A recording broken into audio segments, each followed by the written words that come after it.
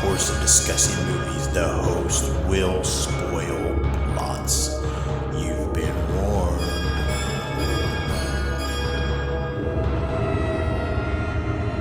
Listen to their screams.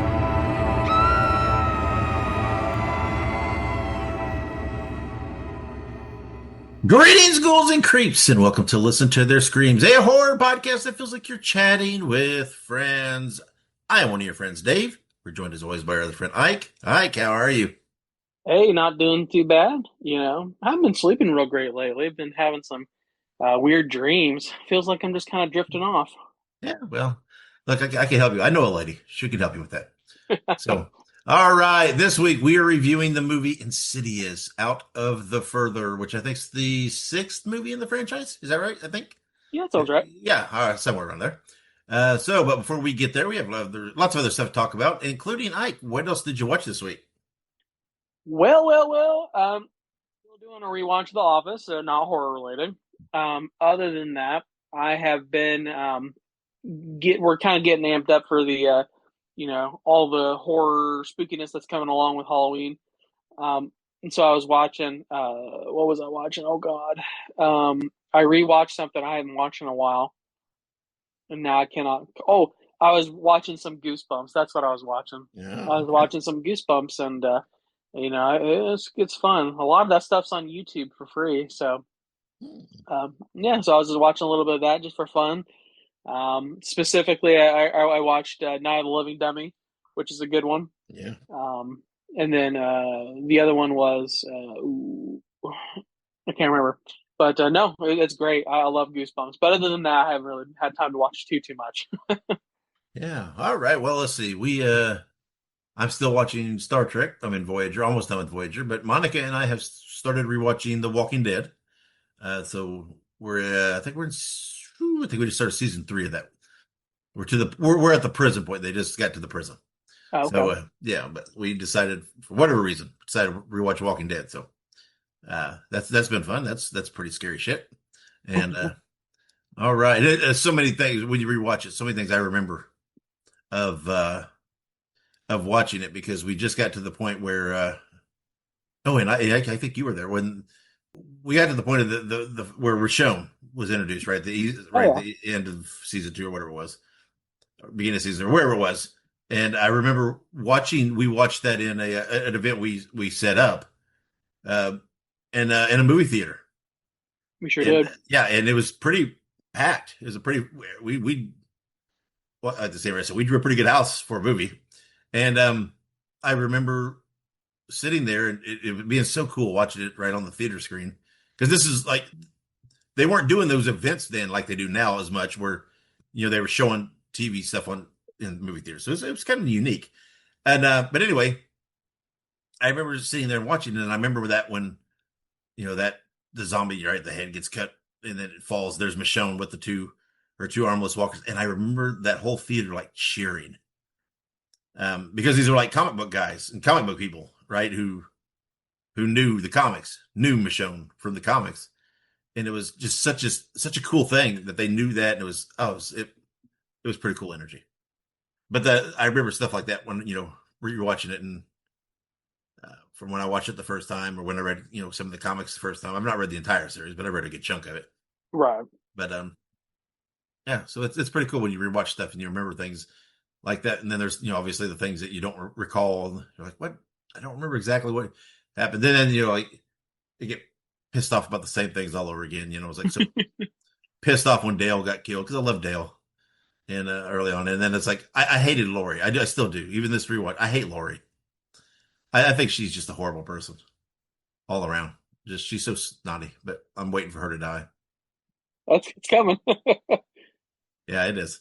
So anyway, okay, that's what we're rewatching. Let's take a break, and when we come back, we'll have news, birthdays, and all that stuff. So stick around. Make sure you subscribe to Listen to Their Screams on your favorite podcast platform. Also, make sure you look us up on social media. We're on Facebook, Twitter, Instagram, Letterboxd, TikTok, and Slasher. All you have to do is look up Listen to Screams. That is Listen, the number 2 and Screams, and you can find us there. Also, make sure you go and buy yourself a Listen to Their Screams t-shirt. You can find all of our shirts at tinyurl.com/Screams Shirts.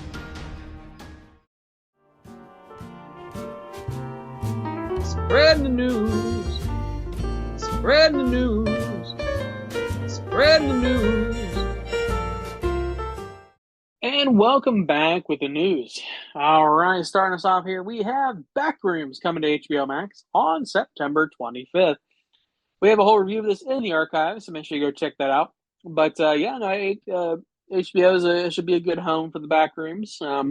Backrooms is pretty great and did pretty well. I think that it really showed that hey, you can go on here and you can see this, and it's like this kind of a movie can actually draw.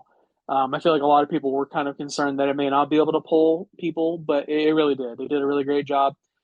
But yeah, Backrooms did great. I don't want to ramble too long about it, but make sure you guys go watch this in the archives. But I think like a short series or something like that on HBO would probably work pretty good for this format.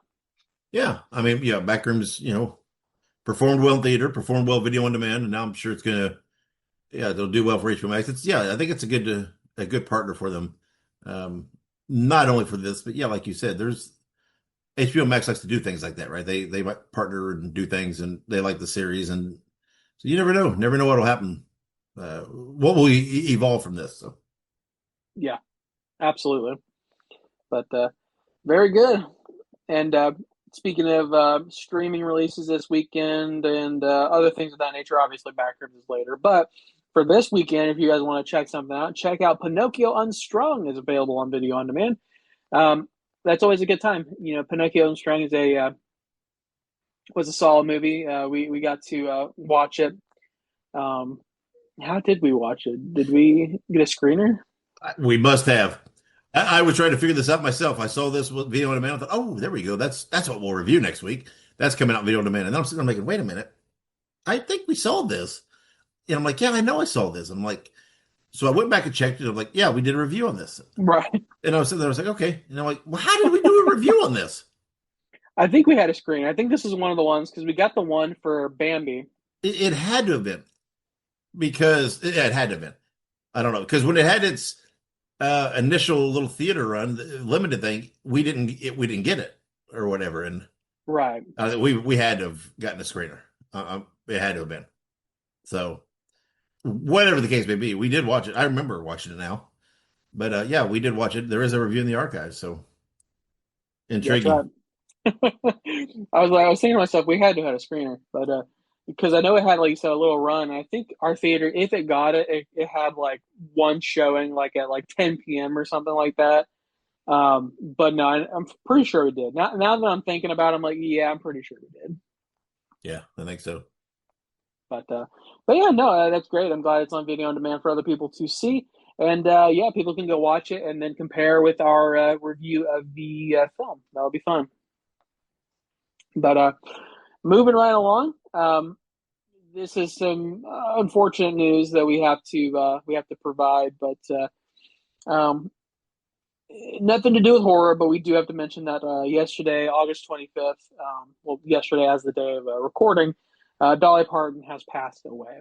Dolly Parton is known for a lot of things, philanthropic works, as well as her country music and everything else, and Dollywood, and so she really was an icon, and will certainly be missed. I mean, really, she was just a really great person, and really tried her best to give back. Yeah, and I'm not a huge fan of her music, right? I'm not a big country person, right? I appreciate her talent, but I'm not, it's like, that's not what I throw on. I mean, some of her stuff I could listen to. But anyway, overall, she has some movies. They're okay. They're a lot, most of them her biggest movies were 80s comedies, which were fun, but again, not something I rewatch. But it's so wild because it's like everybody in the world, even, and I'm not going to make this political, I'm not going to state names, even people who usually have dumbass responses to people dying or events like this and post ridiculously stupid things are actually posting decent, respectful stuff here. Yeah. Because Dolly, unless something turns up, some major skeletons that have somehow been hidden. Dolly Parton never did wrong by anybody that I can ever see. You see all these stories, and these are people, these are firsthand people stories from people, um, of her just reaching like she lost. I think it was an Academy Award, something like that, or an Oscar, or something, whatever they are. I'm big on reward shows, but a major Right. award she had never won. She lost it to somebody else or whatever, right? And everybody kind of thought she was going to win it, but she didn't. And I guess the first thing she did was she wrote a letter of congratulations to them. And whoever it was also from Tennessee. And she was like, I'm so glad you brought it back to Tennessee. And she was just like, all right, Eminem put out on social media that he never got to personally meet Dolly. And he really regrets that. But she sent him a letter. And I can't remember what it was from. Oh, it was at the Rock and Roll Hall of Fame when he was inducted, and said that she didn't, she hopes he didn't think it was crazy, but she really felt a lot of admiration and respect for him and whatever else, and just wanted to reach out and congratulate him. And I mean, just what, why? She didn't have to do that, right? She didn't have to, all the things she does and has done over time, right? I mean, you hear story after story. I mean, you could go on all day. The money and the things she did donation wise with no hoopla, no press, right? She just did it. She made her county where she is in Tennessee. She made that county. Yeah. She put so much. I mean, she's like, from what I heard, single handedly built a hospital. And done all these things. She took that and made it something. Right, that's a huge tourist area now. It always been a big tourist area, but she made it something more. Which of course, people can say what they want, but that's jobs. That's a big impact. And that's not even talking about what she donated to education, to books, to libraries, to hospitals, to everything. Again, I'm not going to go on forever because I could.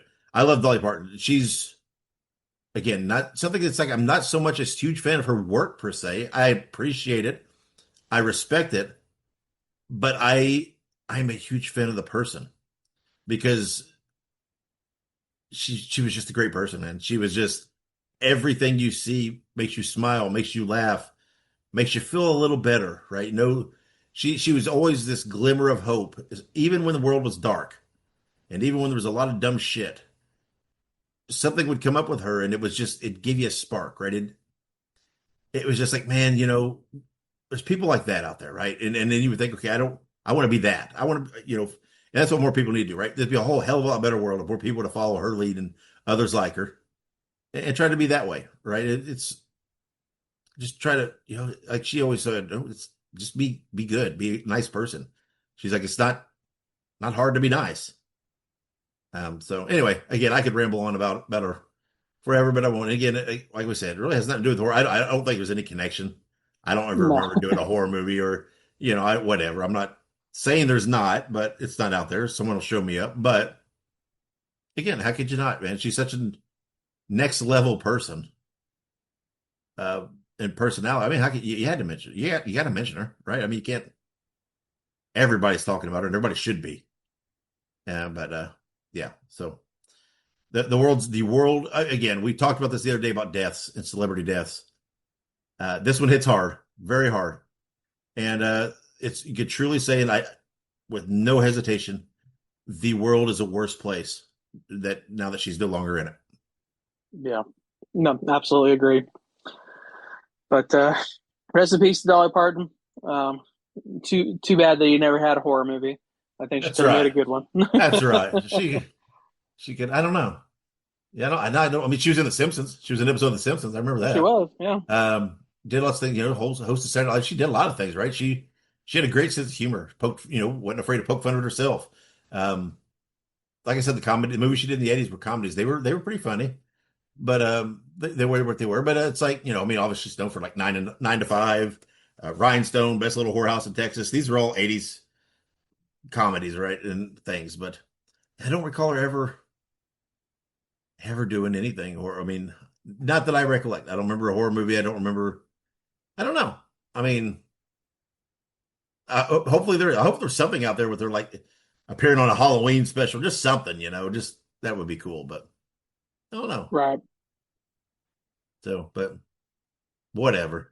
She's crossed the planes of genres and pop. Well, that doesn't matter. She's just she needs to be talked about by anybody and everybody and praised.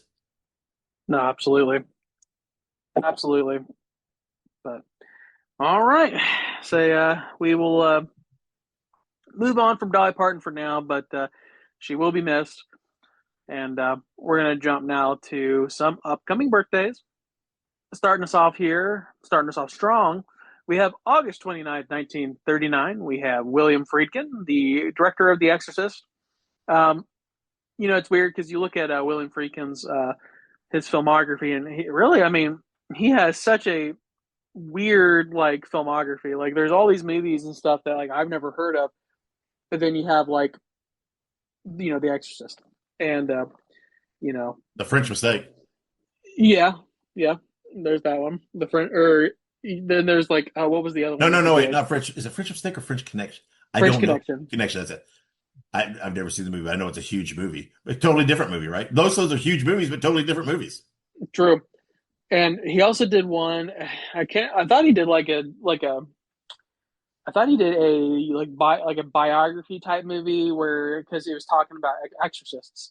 But he made it like a few years ago or something. I'm not sure, but I'm pretty sure he had something to do with it. But it was like talking about real exorcisms and stuff. But it was kind of an interesting movie that he went to like the Capitol, like the Vatican Capitol and stuff, and was talking to like priests, and it was kind of interesting. But no, yeah, William Friedkin's a really interesting guy. I've heard some odd things about him over the years. Nothing like bad that I know of, but he's definitely an interesting guy.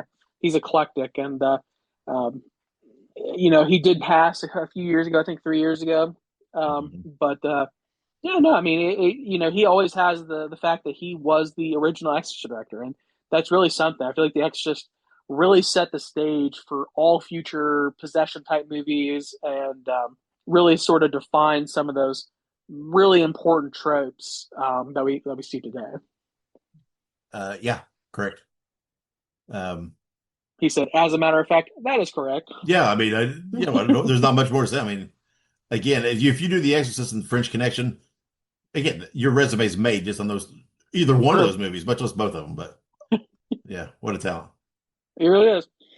But speaking of generational talents, August 30th of 1797. I think this is the oldest birthday we've ever had on here.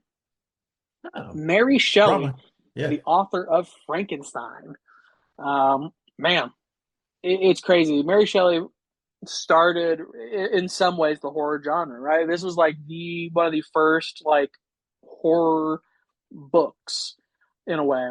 And it obviously has a lot of nuance and ulterior meanings, but really it's a story about an misunderstood monster, that the real monster is Dr. Frankenstein, not Frankenstein's monster. That's right. But no, it's great. I read this in high school. It's been a while since I've read it. I think I need to go back and reread it. I've been doing actually, I'll mention it later, but I have been doing some reading that I wanted to mention.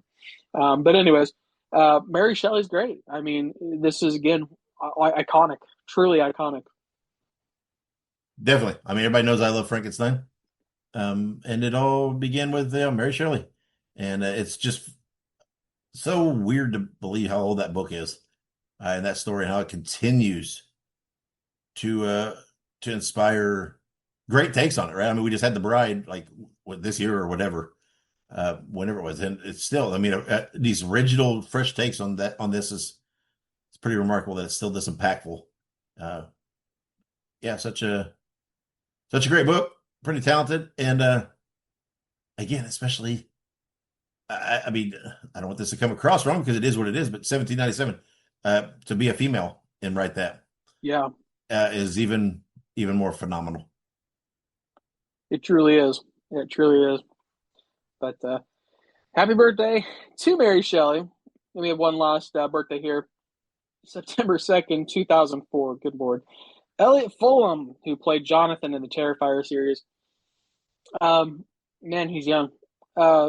Elliot's great. Did a great job as Jonathan. They actually recently announced a Funko Pop of him where it's his head. Oh, I saw that. That's great. I first saw it somewhere on a thing. I thought, oh, that's fake. I thought someone made that. That's because, and like, there's no way. That's pretty. It's one of the more gruesome kind of Funko Pops I've ever seen. That I saw was real. I was like, oh, that's excellent. That's how I love it. kind of weird that that's his first Funko Pop, but I guess, but Right. Yeah, I feel like they could have done another one, but he is pretty uh, plain looking in that movie, I guess. Well, I don't know. I mean, I don't know. Could have had him like right. with the glasses and holding like his dad's sketchbook, and something to give him a little character. Hopefully he Or gets it. like, or like when he's been like after he's been whipped and stuff with the cat of nine There you tails go. or Yeah. something like that. Or with this So partial art costume on. no, that would have been cool. Yeah, I mean, they could have done something, but I'm glad he is getting one. But hopefully, we get some more. Yeah, no, absolutely. But no, I mean he's doing great. Outside of movies and stuff, I know that he's in a band, right? Yes. I Well, can't yeah, remember, or he yeah, is like the front man or yeah. He something. he does stuff. Yeah, he's been out there for a long time. He his I don't know what you want to call it. His brand or his call I think it's Little Punk People Yeah, or little something. punk people. Yeah, and he was very young, like a kid, and he was interviewing all these musicians. It's been like punk musicians and different things. Just like they're like short snippets, right? They're not real long interviews, but it's so funny because it's like he was interviewing some major names in punk music. But yeah, I mean, if you look at his social media, it's a lot of music stuff, right? But Yeah, and I don't know if he does. I don't know if he's probably done a few things. Maybe I don't know. I've never seen him anything outside the Terrifier movies. Um, maybe that's just I don't know. I'd love to talk to him because I'd be interested. It'd be interesting to see how he got that role right in Terrifier 2. How because again, I've never seen he doesn't. I don't think he's got this huge resume. I mean, did he get? I wonder if like Damien Leone, if they noticed him from online. Um, maybe. it's weird, It's like, I mean, was he in the inner circle? Was he, were they part of the? I don't know. It's peculiar. I'd like to, I love to interview him anyway. Just talk a lot about Terrifier, obviously, in those movies. But there's a lot of interesting stories there about how he came into it. But yeah, I'm a big fan of his. He's a cool guy. Does some great stuff on social media. Again, I love it obviously because there's a lot of punk stuff and music like that, and great a lot of music I like that he promotes and says stuff about. But and I've heard some of his stuff. He's very talented.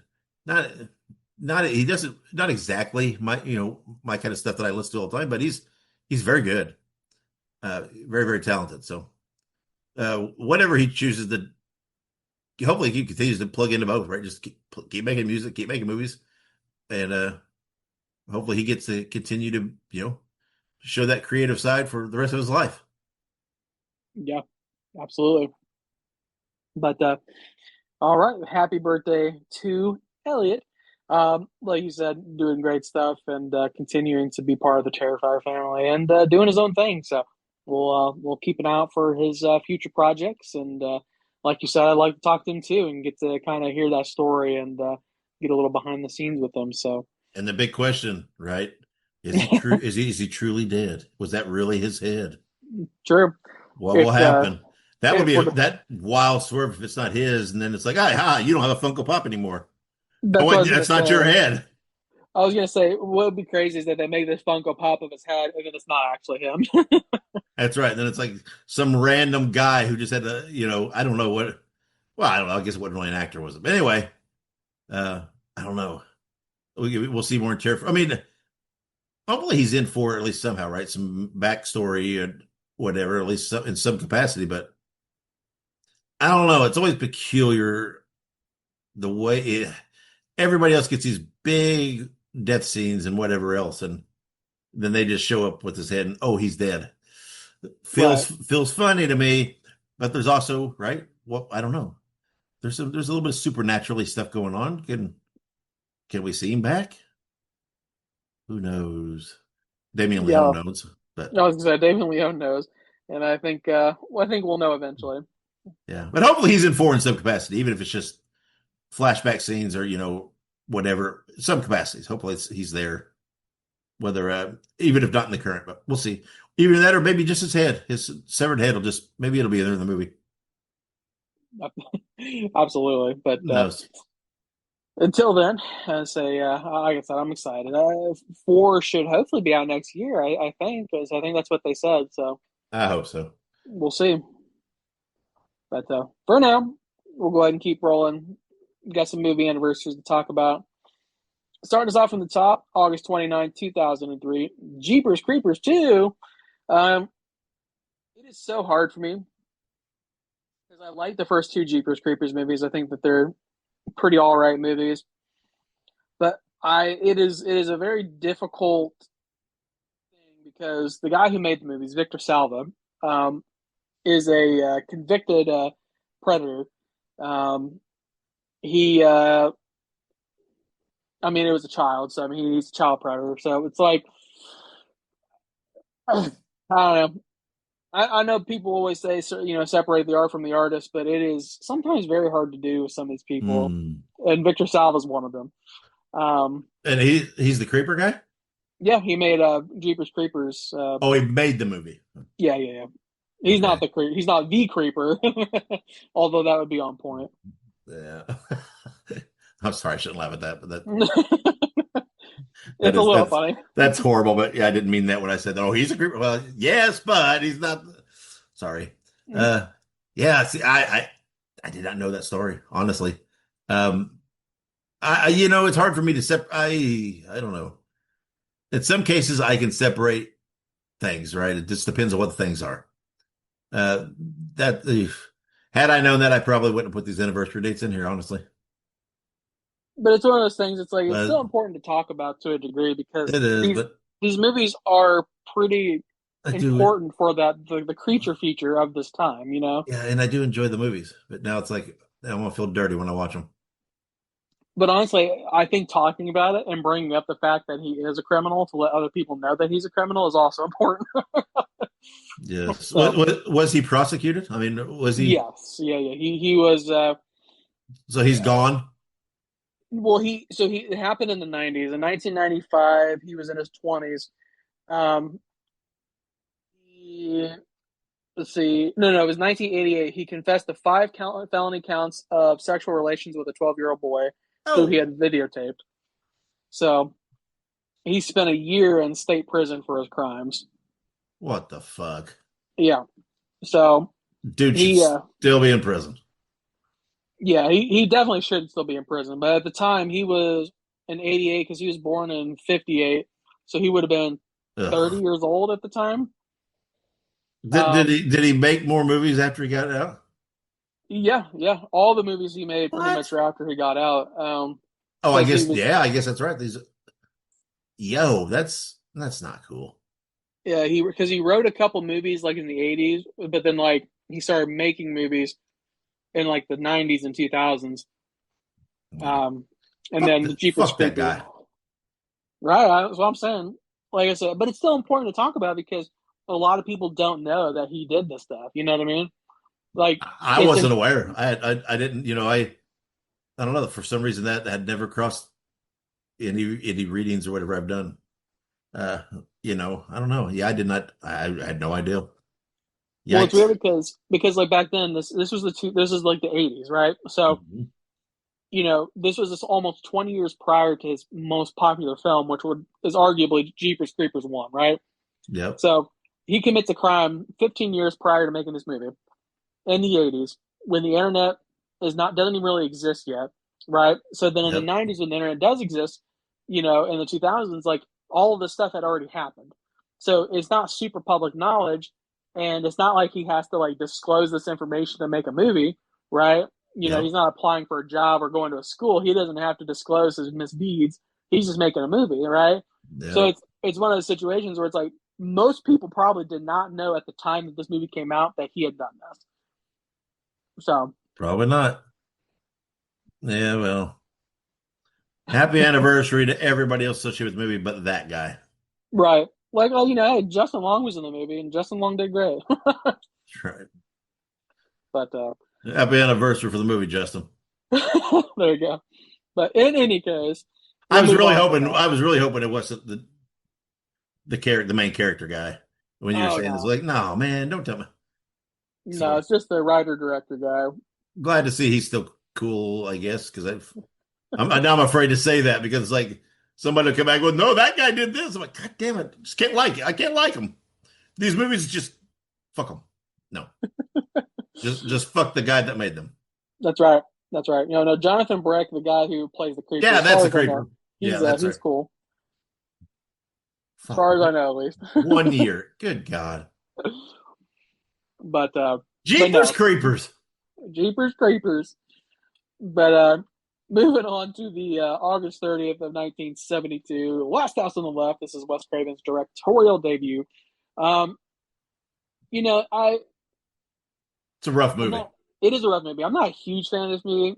Yeah. Not one of Wes's favorites, in my No. opinion. But this is how he got to start. He had an idea. Revenge films were really big around this time. Like I Spit on Your Grave and things like that. So, this is kind of just par for the course for the 70s and 80s. So, but I, It got remade and it everything, got but remade. Yeah, it's there's some things in movies that are just tough for me to watch yeah, and hard to watch. And this one is, I'm not saying it shouldn't be in the films to a degree, certainly, right? I'm not saying that because again, it is cinema, it is film. There is sometimes a reasoning for these things, the right story wise, but it's just tough to watch. It's just, it hits me the wrong way. It's just the way I am. And, yeah. yeah. And, it's a tough movie. I haven't watched this movie forever, and I don't know. I don't know. Just probably won't, just because I just don't want to. No, absolutely. It's one of those movies that I don't know that I've ever watched the original. I have watched the remake, and it's very possible that at some point I did watch the original. I just not sure if I have, but I don't know. I don't know if I'd ever watch the original. Maybe one day, but for now, I think I'm good.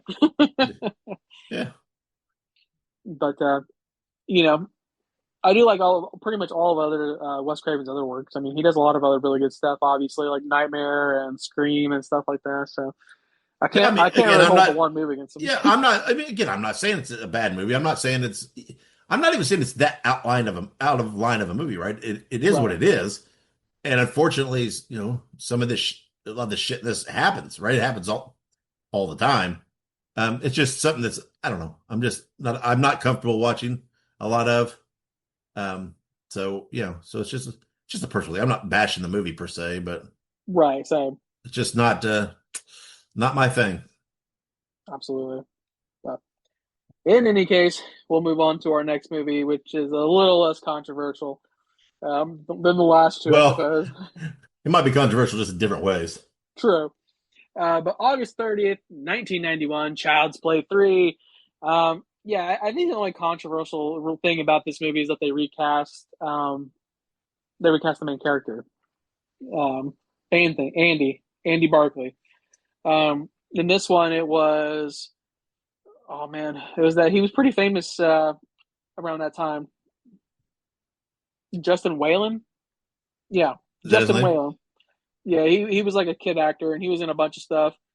Um, and obviously the original Child's Play, it was Alex Vincent who Yeah. eventually came back to reprise his role. But I think that's really the big issue with this movie is that hey, why did you not just bring back Alex Vincent? And I think it was that maybe he was not old enough. I think the prior Yeah. movie was like only a year prior, Yeah. They aged him up in this, right? He's going like to, a teenager. yeah, what was it, a military academy or whatever you want to call it, I guess. Yeah, something like that. A shit place. Good God. Um, I don't know, man. It's okay, right? The movie's not horrible, but God, it's weird. There's some shit people in that military academy. And then there's Yeah, for real. the one weird little kid who's there, well, because his uncle or someone works there, right? And then he's there. Oh, Remember the the one one? that yeah, it was like a little kid that's the one that Chucky tries and take, right? Yeah, and he's just like this kid, like apparently loves the military and whatever else, and You're chilling. it's like he's there. It's like what the fuck?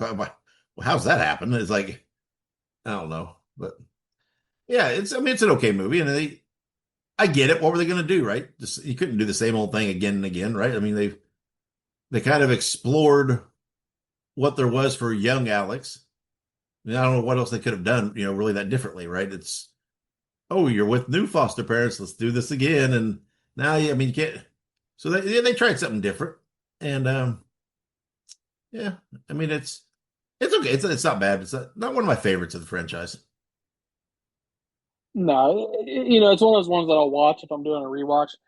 But I don't explicitly go out of my way to say, "Hey, let's go watch Child's Play 3." Yeah. But good stuff. And then circling back, We'll August just 30. let's just give this one a brief because I think we've explored this enough. Yeah, right. But August 31st, 2001, Jeepers Creepers won. Yeah, Congratulations, Justin Long. congratulations, Justin Long. That's right. But we talked enough about the second one. It's a good movie. However, there's the fog that lingers over it.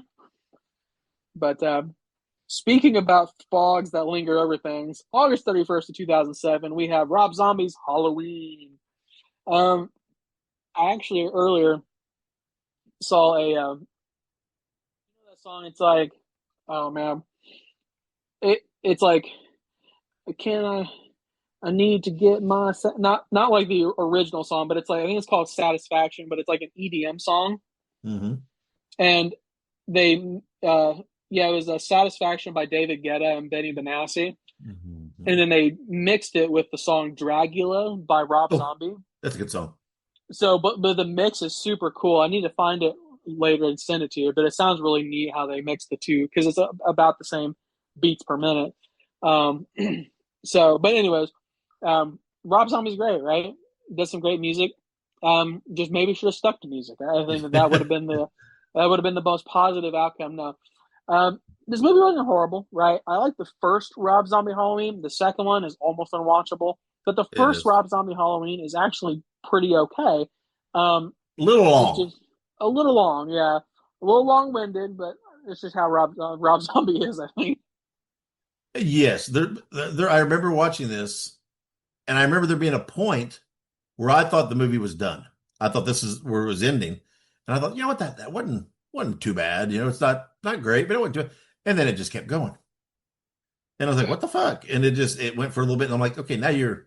To me, it's a worse movie than if they had stopped it. I don't know. I don't recall. I've only seen it the one time. I don't know if I'll ever watch it again. It is. I do not rewatch these in my rewatch of Halloween. Um, Again, I'm a big fan of Rob Zombie's music, right? I like his music. He's very creative and talented, and I love White Zombie. And I just there's no movie he's made that I really love. He's got a couple of characters that he created that are pretty cool. That I always think, like Captain Spaulding or something. And I always think, man, I'd love to see that character in the hands of somebody else.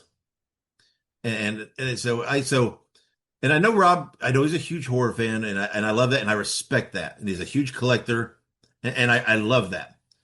I wish if Rob wanted to get involved in film, maybe he had just formed a production company and just backed projects, right? Just fun projects, pick up projects, and not direct them himself.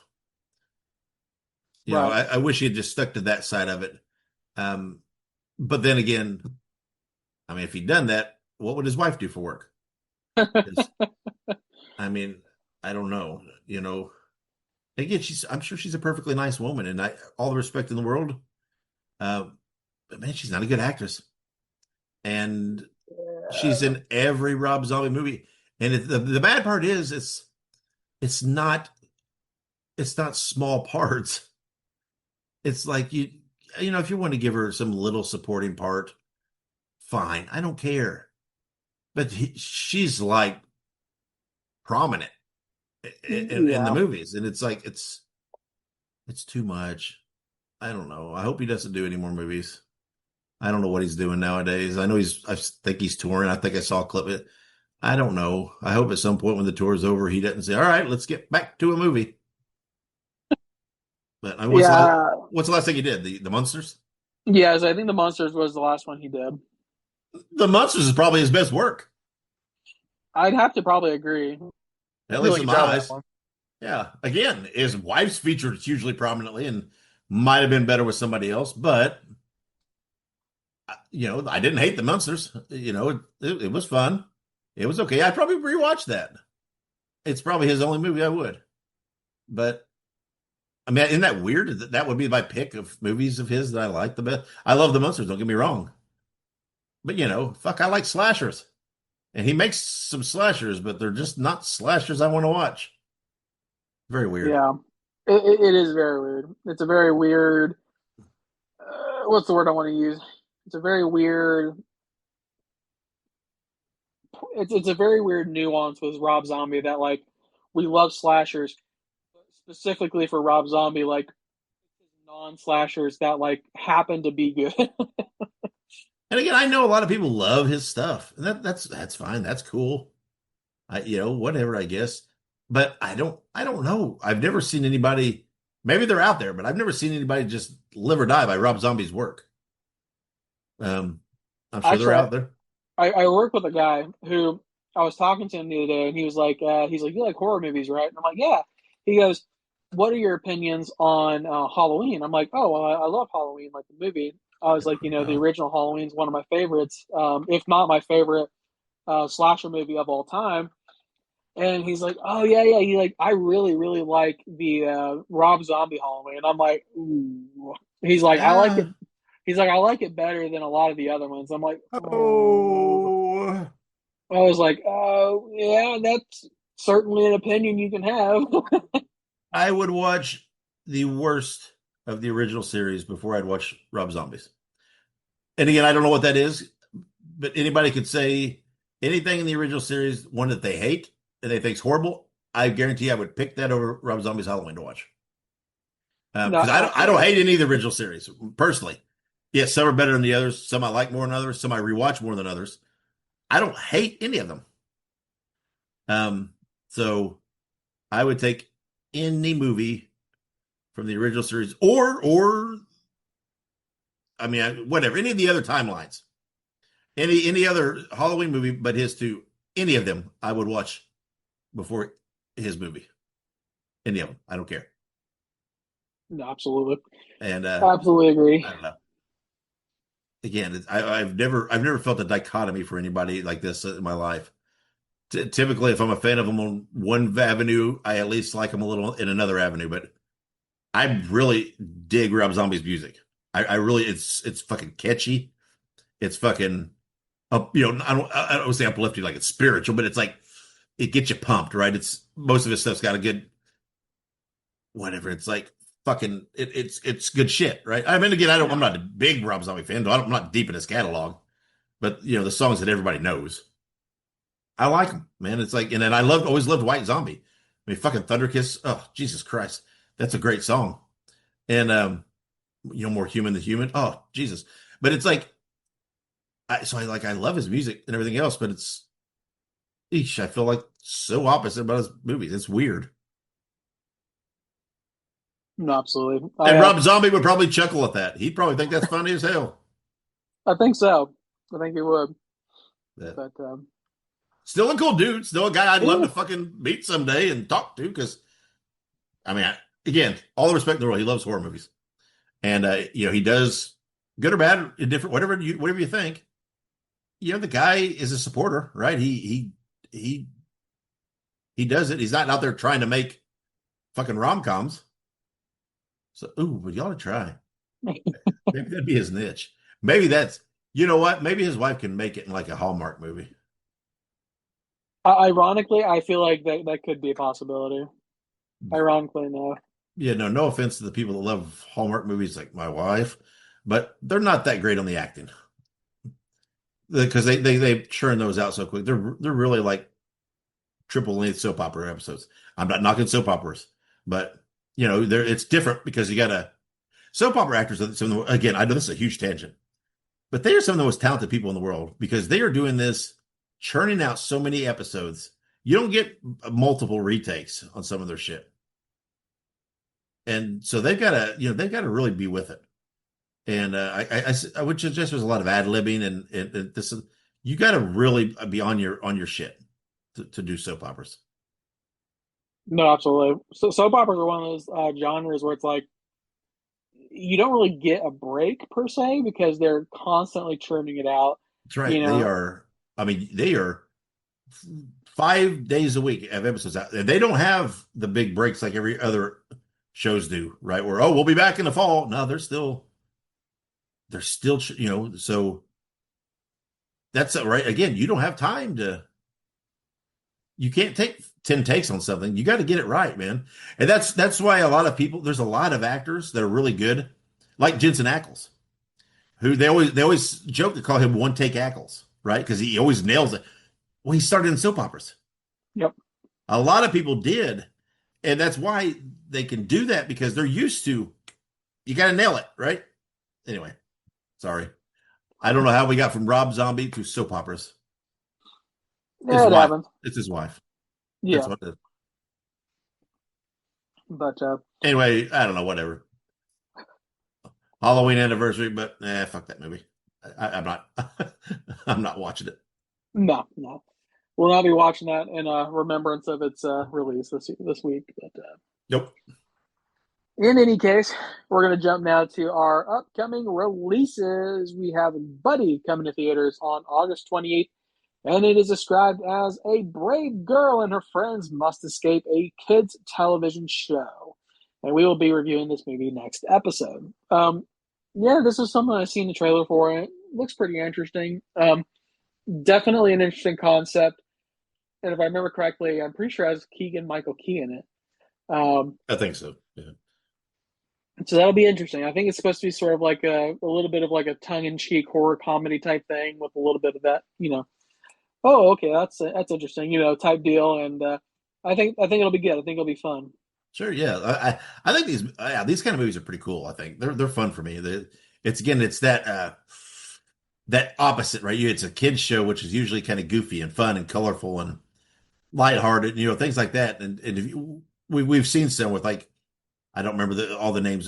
There's a couple that we watched, right, where there's like these horror hosts, or kids show hosts, and it winds up being something evil, and it's kind of this weird. It's what makes it terrifying, right? It feels out of context. That shouldn't be happening here, and and all of us at one point or another have looked at some form of a kids show mascot thing and thought, Jesus, that thing needs to burn. And whether it be a Barney or whatever. And again, no respect. There's a lot of kids shows that I think are great. All of us are driven mad by one of them. And this buddy, what is Buddy? He's like he's like a unicorn something or other, isn't he? Yeah, it's something like that. It must be a hybrid. Right? He looks like a kind of dinosaur-y, but I think, doesn't he have a horn on his head? Yeah, he has a horn on his head. He's kind of like orange, and he's got like a scarf. Yeah. So, yeah, this will be fun. It like the scene in the Terrifier, right, with the clown cafe and stuff. That's what to me that works, because you see this set or you see this thing and you think, oh, this looks fun and cool and light, and this ought to be, everybody's happy. And then when bad shit, evil shit, weird shit happens there, I think it has it's more impactful, right? Because your baseline is so different. I don't know. That's my word. I like, but that's just to say, I like these. We've seen a few of them. I like these movies that are kind of based around that are like kids shows, supposedly kids shows that are not what they are. Or something goes wrong. I think that's kind of a fun thing. And this was supposedly, from what everybody says, like supposed to be the best of them. Supposed to be really good. So we'll see. Yeah, that's what I heard. I heard this one is pretty solid. But we'll have to see how it goes next weekend, and we'll bring that official review to you guys next Thursday. But for right now, I think that pretty much wraps up our news, upcoming birthdays, anniversaries, and releases. We are going to take a quick break, Arena, and when we come back, we will have our official review of Insidious, Out of the Further. This is Wrestling Nostalgia, the podcast that dives into wrestling history. Hey, wrestling fans, I'm Dave Dynasty, and if you enjoy podcasts that are knowledgeable and history-driven, then Wrestling Nostalgia is for you. With great guests and fun interviews, there are over 200 episodes in our archives. We chat with several first-time guests and often cover topics not discussed on other podcasts. Look up Wrestling Nostalgia on your favorite podcast platform and visit all of our links at linktr.ee/rasselpod. That is linktr.ee/RASSLEPOD.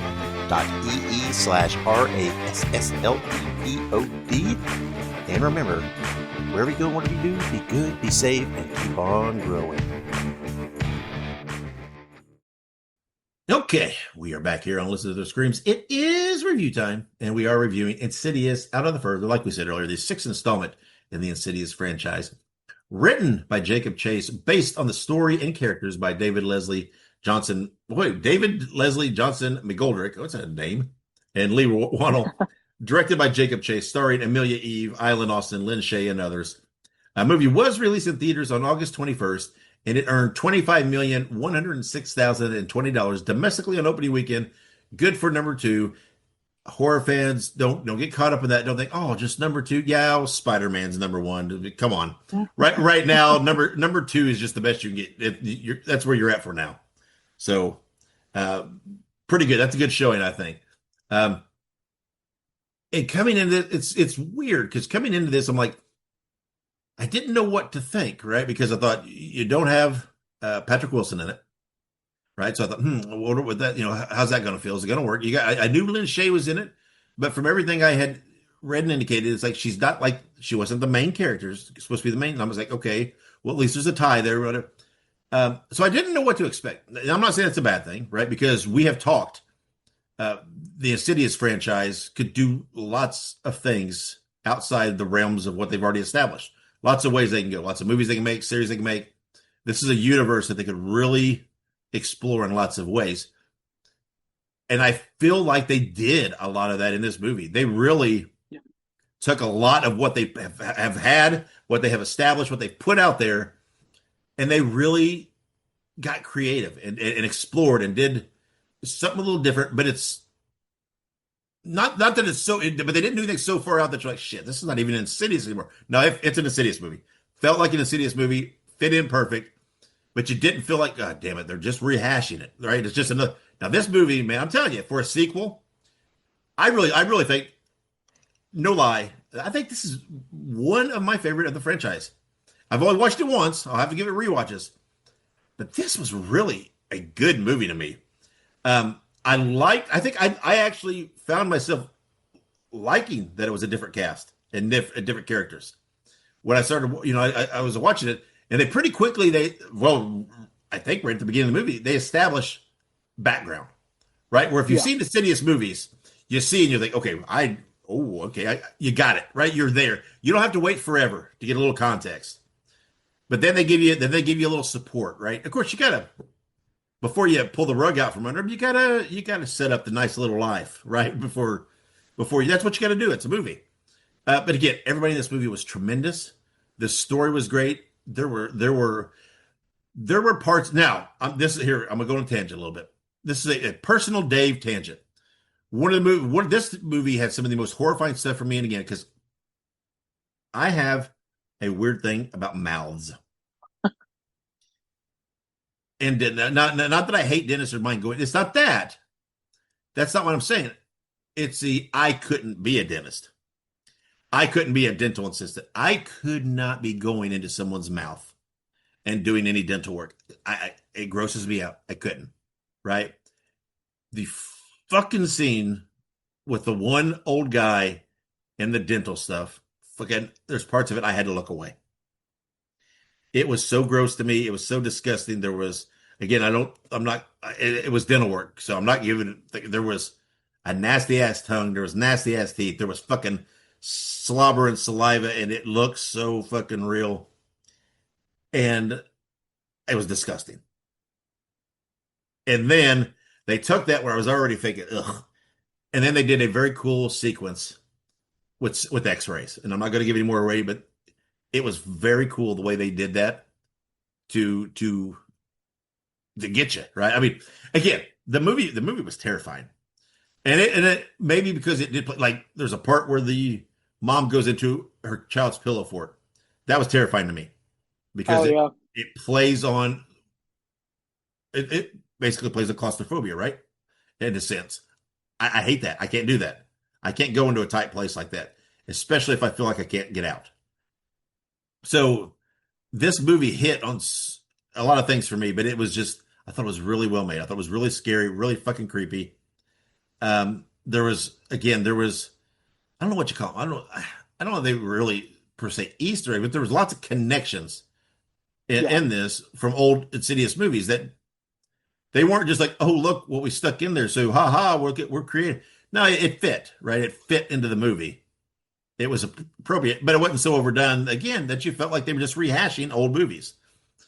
Again, it's one of those movies that I just feel like, man, I want to watch it again because I feel like I missed some of these connections and some of the depth to it. Again, it's been a bit since I've watched some of the Insidious movies, but I really think this is right up there as one of my favorites of the franchise so far.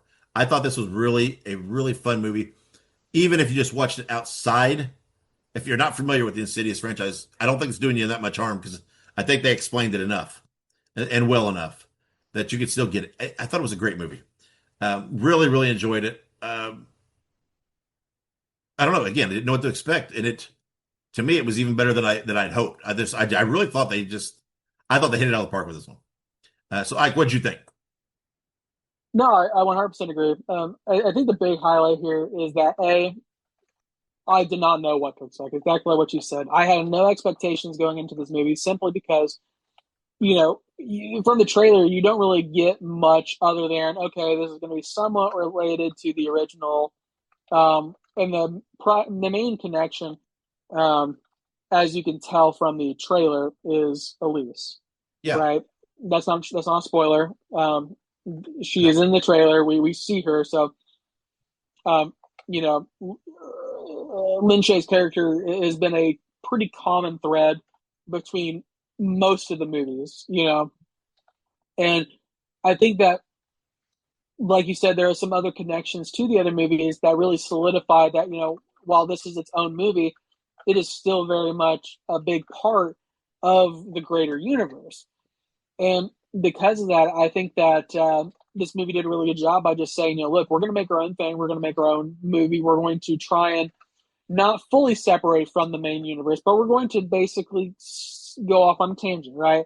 We're not going to just say, okay, let's just make another movie with Patrick Wilson because, they're popular. We're going to actually go in and say, okay, let's make our own movie. Let's make a new person. Let's bring a new character into this whole universe. And really, I think that is was a perfect next step.